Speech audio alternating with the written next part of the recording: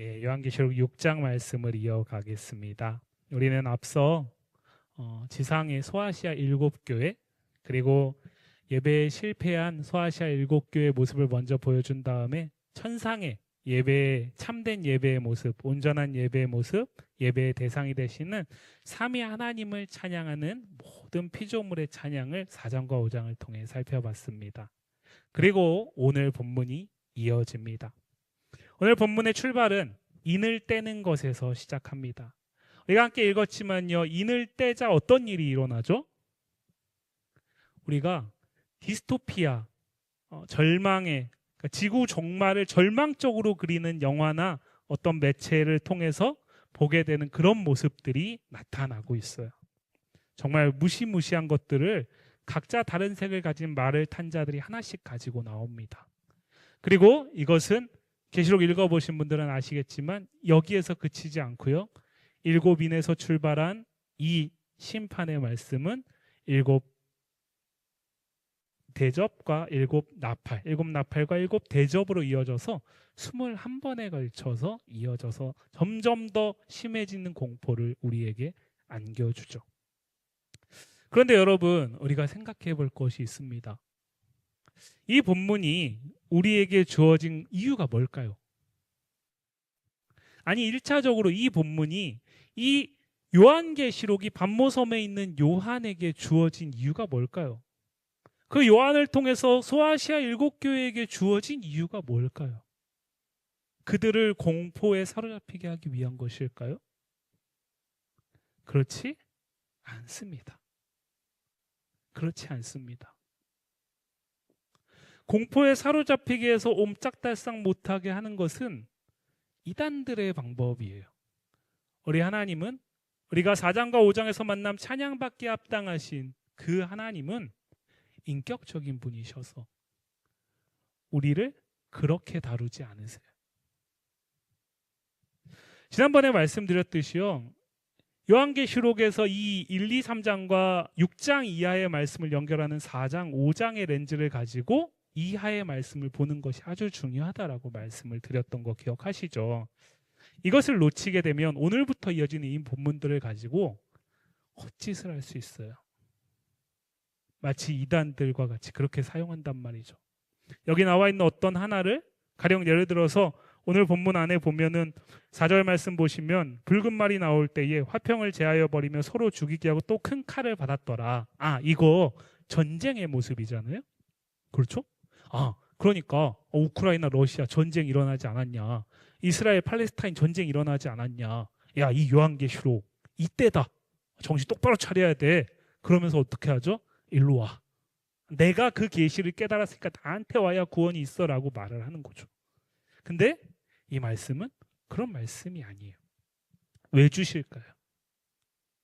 이것을 생각하고 읽으시는 게 중요해요. 우리가 마태복음 24장에서도 이 종말의 때에 대한 얘기들, 징조들이 나오잖아요. 그것들을 가지고 지금이 종말이다 아니다를 판단하는 것은 본문의 의도에서 벗어나는 겁니다. 왜요? 그날과 그 시를 아는 것은 우리에게 달린 게 아니에요.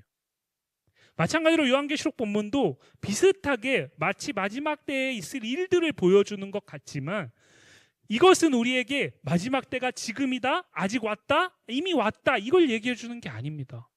그날과 그 시는 하나님께 달려 있어요. 그럼 이 말씀을 왜 줄까요? 이 말씀을 왜 줄까요? 앞서 우리는 무엇을 봤냐면 보좌에 앉으신 이의 오른손에 있는 7 인봉된 두루마리가 떼어 펼칠 사람이 없어서 우는 천사의 음성을 듣는 환상을 요한이 먼저 봤다라는 것을 5장에서 봤어요. 계시록 5장 1절부터 5절까지의 내용 속에서요. 그런데 한 장로 중에 한 사람이 나타나가지고 그 인봉을 뗄 사람이 있다라는 것을 보여주죠. 보게 합니다. 들려줘요. 그리고 나서 그를 찬양하는 내용이 5장 6절 이하에 쭉 나옵니다. 그리고 5장 14절이 어떻게 끝나요? 내 생물이 이르되 아멘 하고 장로들은 엎드려 경배하더라로 끝났어요. 그리고 오늘 6장 1절이 어떻게 시작합니까? 1절 한번 볼까요? 6장 1절 말씀 한번 같이 읽어보겠습니다. 내가 보매 어린 양이 7인 중에 하나를 떼시는데 그때 내가 들으니 내 생물 중에 하나가 우레소리같이 말하되 오라 하기로. 그렇죠? 오늘 설교 제목이 뭐죠? 어린 양이 인봉을 떼시다. 우리는 요것을 놓치게 되는 경우들이 많아요. 왜냐하면 뒤에 그려지는 이 공포스러운 모습이 너무나 크게 다가오기 때문에요. 그런데 오늘 본문은 공포를 말하기 전에 이것이 무엇에서 시작됐다고요? 어린 양이 인봉을 떼심으로 시작됐다라는 걸 먼저 얘기한다라는 거죠. 이 어린 양 누구십니까? 예수 그리스도세요. 우리가 계시록 말씀을 함께 살피면서 거의 매주 찬양하고 있고, 어떤 때는 주일날도 찬양하고 수요예배 때는 앞뒤로 찬양하고 계속 찬양하는, 어제도 계시고 오늘도 계시고 장차 오실 우리 주 하나님이세요. 자, 그런데 오히려 이 사실이 우리에게 불편함을 줘요. 왜 그럴까요? 우리가 믿는 하나님, 우리가 아는 하나님 어떤 분이세요? 사랑의 하나님, 자비의 하나님, 은혜가 충만하시고 불쌍히 여기심이 다함이 없으신 하나님이세요. 그런데 그분이 재앙, 공포를 시작하시는 출발점에 서 있다는 게 우리를 불편하게 한다는 거죠. 그런데 여러분, 본문을 다시 한번 보겠습니다. 우리가 가지고 있는 일반적인 하나님에 대한 인식이 아니라 요한계시록을 살펴보면서 우리가 고백하는 하나님, 우리가 알게 되는 하나님, 그 예수 그리스도 어린 양 예수는 어떤 분이십니까? 5장 11절부터 14절까지 한번 빨리 읽어볼까요? 내가 또 보고 들으매 보좌와 생물들과 장로들을 둘러서 많은 천사의 음성이 있으니 그 수가 만만이요 천천이라.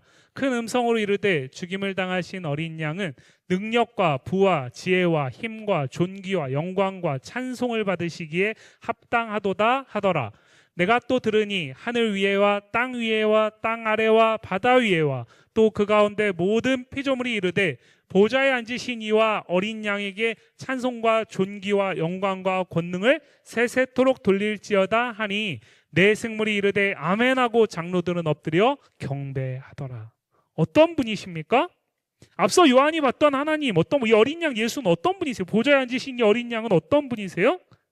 그는 죽임을 당하셨으나 사흘 만에 부활하심으로써 모든 피조물에게 찬양받기에 충분하신 분이시면서 존귀와 영광과 권능을 세세토록 받기에 합당하신 분이시라는 거예요. 왜 이것을 먼저 요한에게 보이셨을까요?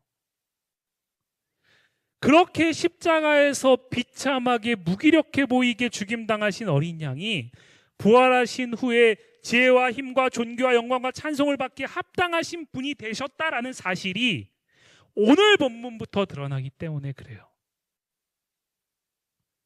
오늘 본문 특별히 7절과 8절 말씀을 다시 한번 보겠습니다. 7절과 8절 말씀, 우리 성경책에 있죠? 넷째 인을 떼실 때에 내가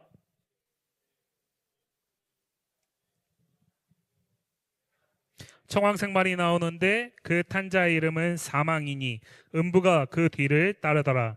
그들이 땅 4분의 1의 권세를 얻어 검과 흉년과 사망과 땅의 짐승들로서 죽이더라. 이것은 우리가 이미 앞서 살펴봤던 요한계시록 두 번째 시간에 살펴봤던 그 말씀 속에서 요한계시록 1장에서 교회의 사자에 대한 묘사 속에 이미 먼저 등장했어요. 요한계시록 1장 17절 하반절부터 18절 이렇게 얘기하죠. 두려워하지 말라. 나는 처음이요 마지막이니 곧 살아있는 자라. 내가 전에는 죽었었노라.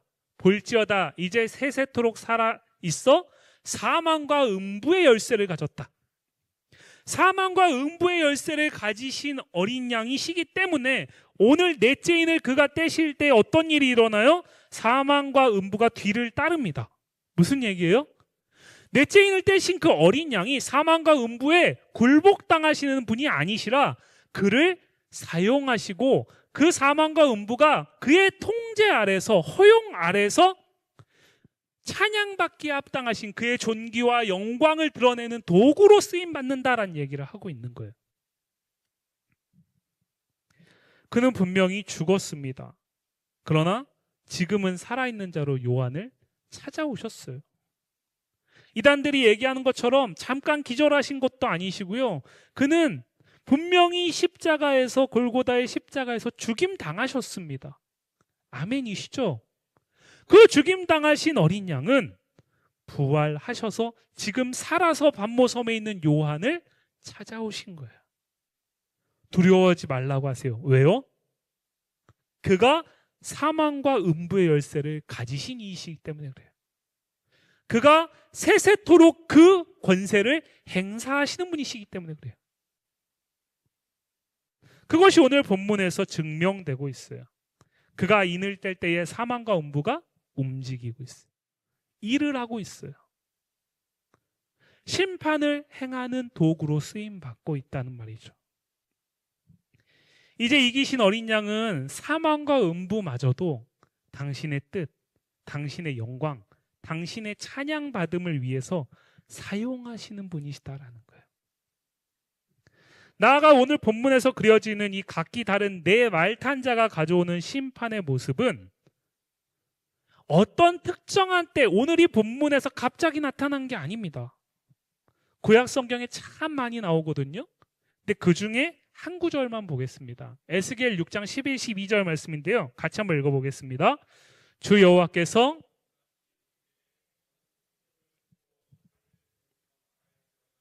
오호라 이스라엘 족속이 모든 가증한 악을 행함으로 마침내 칼과 기근과 전염병에 망하되 먼 데 있는 자는 전염병에 죽고 가까운 데 있는 자는 칼에 엎드러지고 남아있어 에워싸인 자는 기근에 죽으리라. 이같이 내 진노를 그들에게 이룬 주. 에스겔 6장 말씀은 이스라엘이 왜 바벨론에게 멸망당할 수밖에 없었는지를 하나님이 에스겔 선지자를 통해서 먼저 말씀하시는 부분이에요. 한마디로 그들이 왜 망했냐면 가증한 악을 행했기 때문에 그래요. 근데 가증한 악을 행할 그 이스라엘 백성들을 하나님이 어떻게 망하게 하셨냐면 칼과 기근과 전염병에 망하게 하셨고 죽게 하심으로 망하게 하셨어요. 칼, 기근, 전염병, 죽음이라는 거죠. 근데 이 사중의 이 저주는요, 구약 성경에서 이스라엘 백성들이 하나님 앞에 범죄함으로 저주를 선포당할 때에 나오는 세트예요. 다 보지 않겠지만 레위기에도 나오고요, 신명기에도 나오고요, 호세아에도 나오고요, 곳곳에서 나와요. 그런데 오늘 이 칼과 기근과 전염병과 죽음이 본문의 환상 속에서 요한이 보고 있는 모습이에요. 볼까요? 흰 말탄자는 어떻게 합니까? 어떻게 나타나요? 이기고 또 이기려고 활을 가진 자의 모습으로 나타나요. 붉은 말을 탄 자는요, 화평을 제하여 서로 죽이고 죽이게 하려고 큰 칼을 받은 자로 나타나요. 검은 말을 탄 자는요, 손에 저울을 가진 자로 나타나요.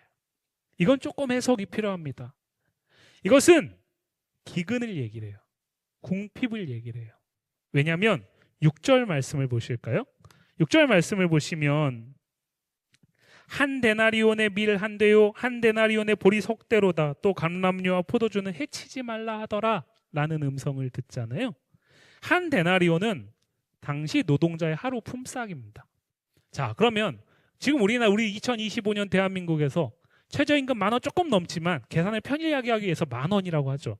그러면은 오늘 하루의 노동자가 최저임금 기준으로 9시간을 일하면 9만 원을 받습니다. 그렇죠? 그럼 그 9만 원을 가지고 뭘 살 수 있다는 거예요? 밀 한 대를 살 수 있다는 거예요. 그리고 밀보다 조금 더 못한 곡식인 보리는 석 대를 살 수 있어요. 감람류와 포도주는 하나님이 해치게 허용하지 않으셨지만 이미 이 포도주와 감람류는 언감생심 생각도 못해요. 무슨 얘기예요? 극심한 기근과 궁핍을 얘기를 해요. 그리고 마지막, 청황색 말탄자는 뒤따르는 사망과 음부의 권세를 얻어서 앞에서 우리가 봤던 그 세 말탄자가 행하는 일들을 복합적으로 행하고 있어요.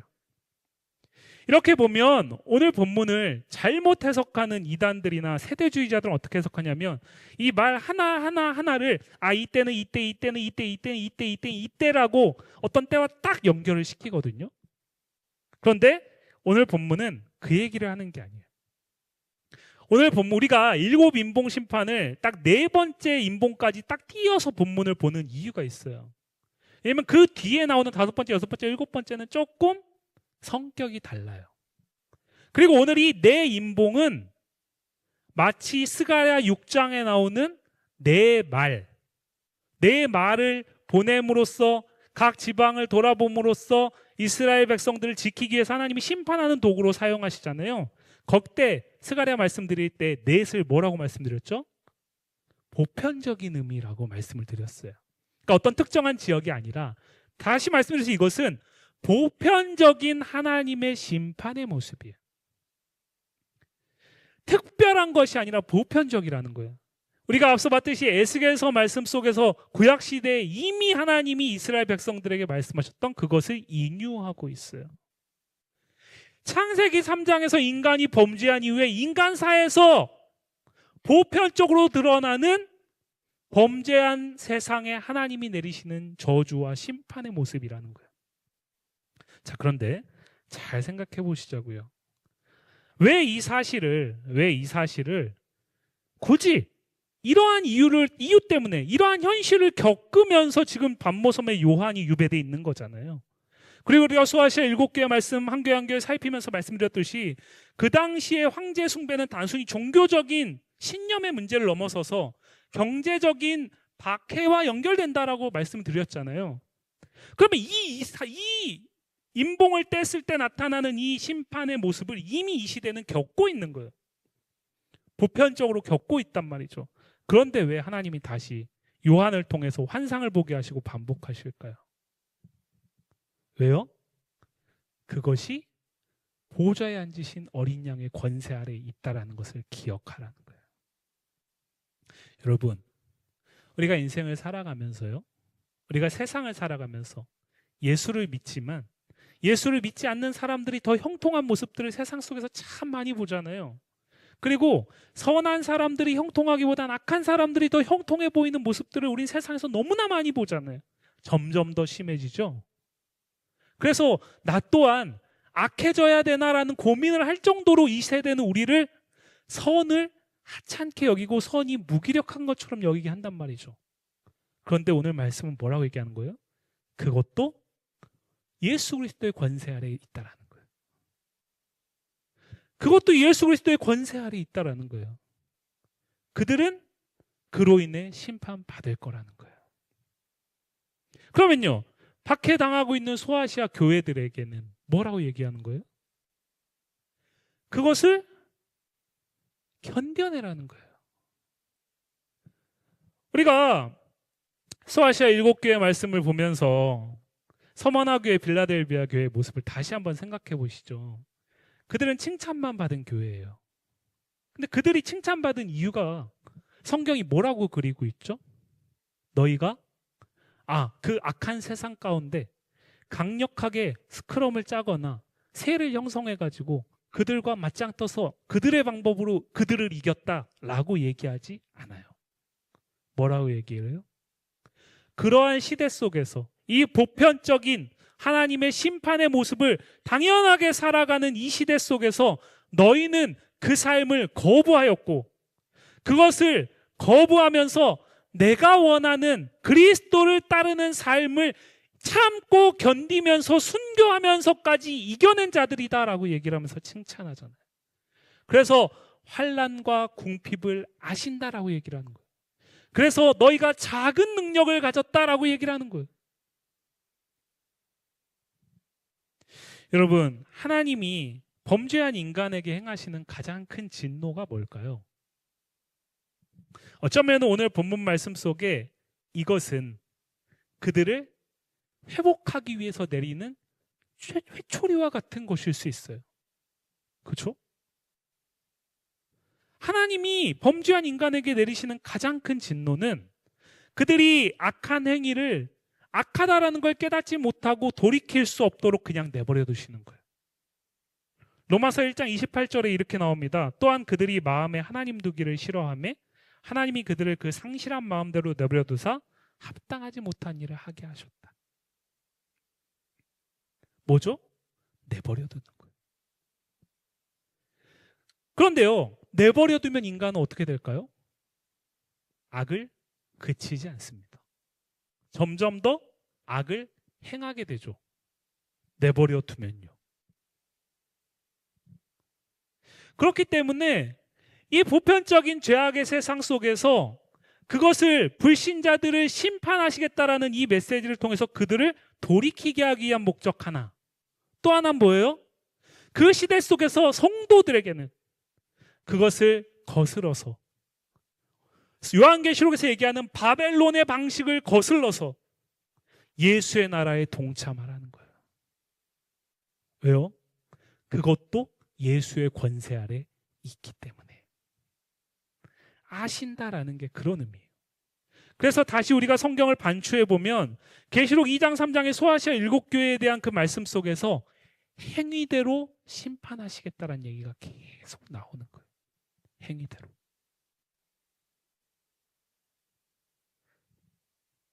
이것은 보편적인 인간사의 모습을 얘기를 하고 있어요. 그렇기 때문에 오늘 우리에게도 연결이 되는 거예요.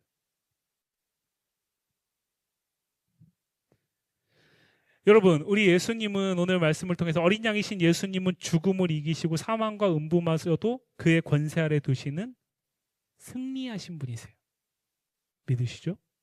자, 그러면 그의 승리하였네 어린 양의 보혈로 우린 보혈의 능력으로 서리라. 승리하였네 어린 양의 보혈로 주 내게 승리 주셨네. 주가 주신 승리를 우리는 오늘 어떻게 살아낼 수 있을까요? 이게 중요한 거죠. 그 본을 서머나와 빌라델비아는 보여줬어요. 주는 승리하셨어요. 주가 승리하셨다라는 사실은 뭐예요? 우리가 그로 인해 승리한다라는 거예요. 그 승리를 우리가 얻어내는 게 아니라는 거예요. 라오디게아 교회를 한번 생각해 볼까요? 왜 그들은 적당히 안주하면서 차지도 않고 뜨겁지도 않은 미지근한 신앙 안에서 머물렀을까요? 그들이 누리고 있는 것으로 그 삶 속에서 충분히 안정적이었기 때문이겠죠. 그게 무슨 얘기일까요? 환난과 궁핍을 겪고 있는 서머나 교회는 어떻게 했어요? 간절하게 하나님 앞에 매달렸잖아요. 근데 그들은 그 안정에 머물면서 하나님을 찾지 않았어요. 하나님 마음에 두기를 싫어했다라는 표현과 비슷해요. 그 결과 어떻게 돼요? 문 밖에 예수님을 세워두고 있어요. 그런데 그들이 겉보기에는 그 시대 속에서는 승리한 것처럼 보인단 말이에요. 왜요? 세상 사람들이 높이는 그 모습의 교회의 모습과 가까워요. 그 시대 속에서 유력자들이 모이는 교회는 서머나 교회였을까요? 라오디게아 교회였을까요? 답은 너무 자명하죠. 우리가 살아가는 세상 속에 우리가 한 발을 딛고 있다는 것은 그렇게 가벼운 문제가 아니에요. 그렇기 때문에 이 바벨론의 질서를 거역하면서 그리스도의 나라에 동참하는 것을 보좌에 앉으신 이가 누구시냐라는 것을 먼저 말씀하시면서 얘기하시는 거예요. 이 시대가 어느 시대입니까? 팍스 로마나 시대.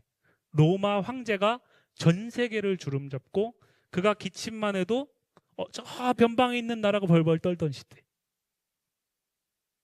그 시대 속에 오늘 첫 번째 말을 타고 온 자가 들고 있는 활을 들고서 외치는 이기고 또 이기는 승리에 몰입하는 그 대표적인 모습은 그 당시의 황제의 모습이에요. 그것을 위해서 전쟁을 불사합니다. 그것을 위해서 경제적인 박해와 폭정을 불사합니다. 자신의 뜻에 맞지 않으면 힘으로 다 눌러버려요. 그 시대 속에서 죽임당하시고 부활하심으로 이기신 어린 양 예수 그리스도의 새로운 질서를 따라 산 자들이 서머나와 빌라델비아 교회 사람들이고 지금 환난과 참음으로 예수의 나라에 동참함으로써 반모섬에 유배된 요한의 모습이에요. 비천하고 연약해도 적은 능력을 가졌지만 오히려 그것으로 황제의 질서를 거부했어요. 그러므로 어떻게 해요?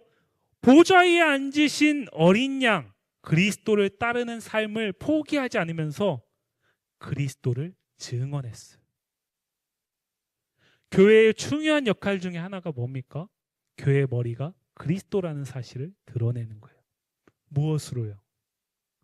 세상의 바벨론의 질서를 거스르고 그것이 내게 유익임을 알면서도 그것이 아닌 그리스도의 길을 따라감을 통해서요.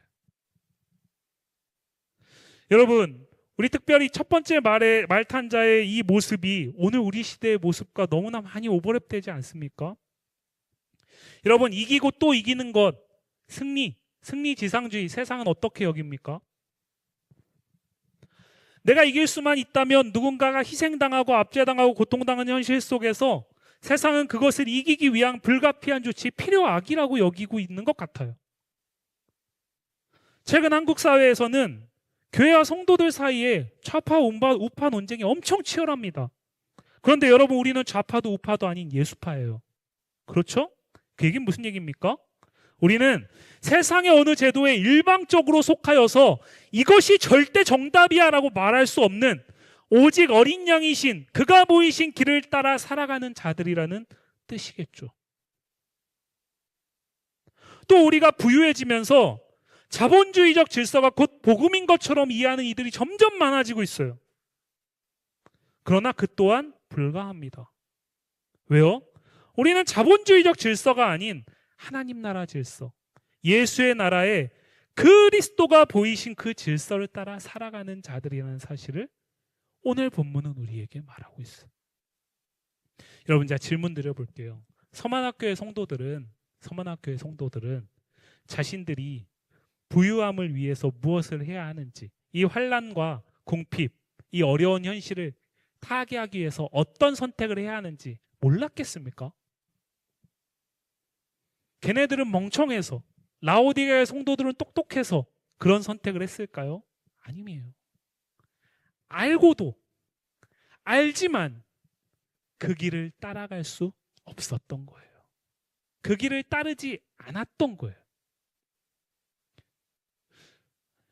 여러분, 히브리서 11장에 나오는 믿음의 사람들의 모습을 한번 생각해 보실까요? 그들은요, 여러 사람들이 구약 성경에서 총망라되어 있는 사람들의 이름들도 나오고요, 이름조차 없는 사람들도 기록되어 있지만 그들은 한마디로 어떤 사람들이에요? 이 땅의 질서와 그것을 따라 살아갈 때 주어지는 유익이 무엇인지를 몰랐던 자들이 아니에요. 알고도 도리어 그것을 거역하면서 수모, 환난, 고난, 박해를 당하면서 어린 양이신 그리스도의 나라의 질서를 살아냈던, 추구했던 사람들이에요. 그래서 이 히브리서 기자는 한마디로 그들을 무엇이라고 정의하죠? 세상이 감당하지 못하는 사람이라고 정의해요.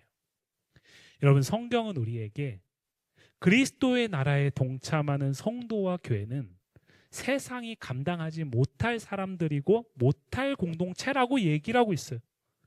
우리가 세상이 감당하지 못한다라는 것은 세상이 우리를 무시하거나 경멸하거나 조롱한다라는 뜻이 아니에요. 세상의 방식과 전혀 다른 방식으로 살아가기 때문에 세상이 감히 흉내낼 수 없다는 뜻이에요. 사랑하는 성도 여러분, 오늘 본문은 우리에게 공포를 안겨주기 위한 본문이 아니에요.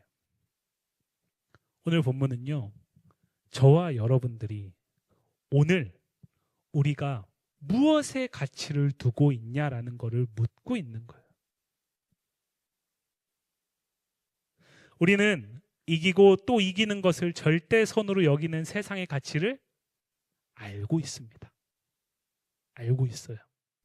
그러나 그를 거부하고 죽임을 당하심으로 십자가를 지심으로 오히려 하나님 나라를 드러내신 예수의 나라에 우리를 초대하신 그 어린 양의 길을 따라가고 있느냐라는 거예요.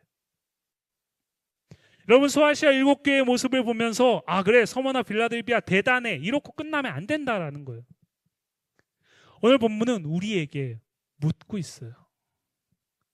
계시록의 말씀은 우리에게 너의 삶의 방식은 지금 바벨론의 삶의 방식을 따르고 있지는 않는가? 돌아보라고 얘기를 해요. 만약에 그렇다면 멈추라는 거예요. 그리고 돌이키라는 거예요. 비록 그것이 환난과 참음을 우리에게 요구할지라도. 우리는 강한 세력을 형성하고 목소리를 높이면 세상이 우리를 우습게 여길 수 없다라는 사실을 압니다. 알아요.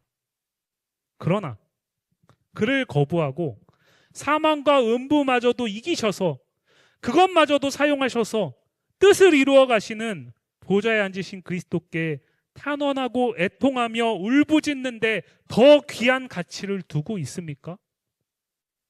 묻고 있는 거예요.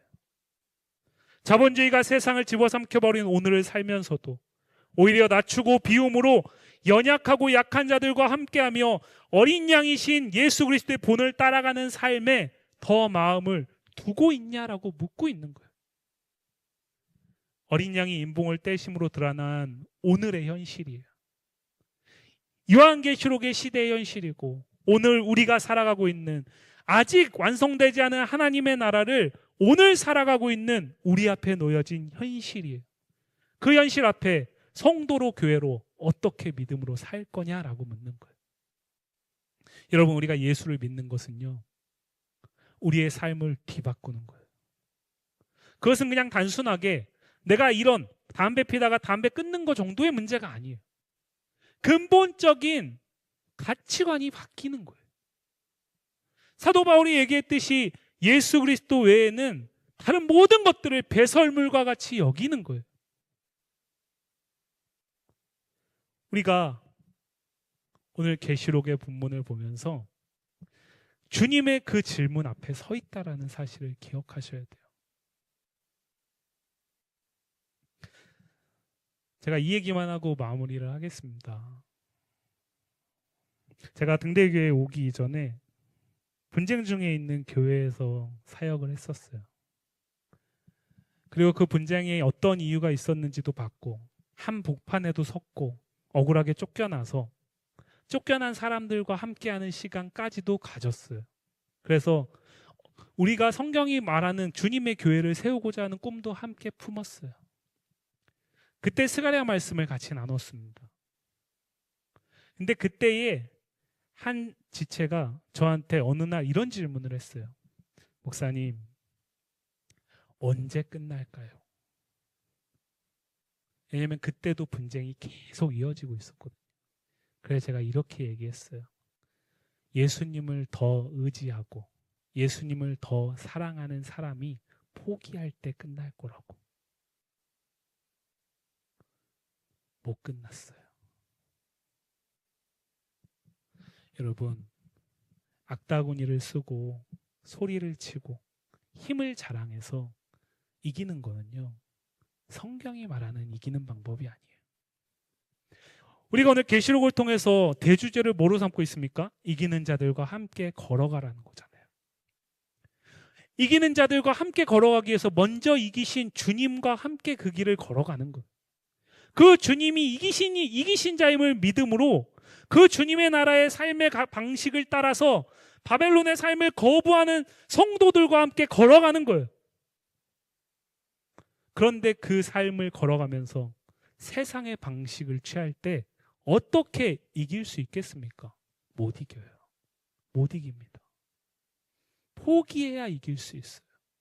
사실은 포기가 아니에요. 주님이 승리하셨기 때문에 내려놓는 거예요. 주님이 갚으실 거니까요.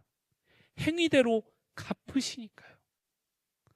사랑하는 성도 여러분, 오늘 말씀을 통해 이 인봉의 심판을 시작하시면서 믿음을 연단하셔서 우리를 더 거룩하게 하시고 정결하게 하실 어린 양 그리스도를 믿음으로 그의 방법으로 그가 보이신 가치를 이루는 삶을 환난과 어려움, 박해가 있을 줄 알고도 억울할 줄 알고도 손해볼 줄 알고도 걸어가는, 그래서 이기신 그리스도와 함께 그 길을 걸어가므로 참된 승리를 노래하는 세상이 감당 못할 성도와 교회이기를 주님의 이름으로 간절히 소망합니다.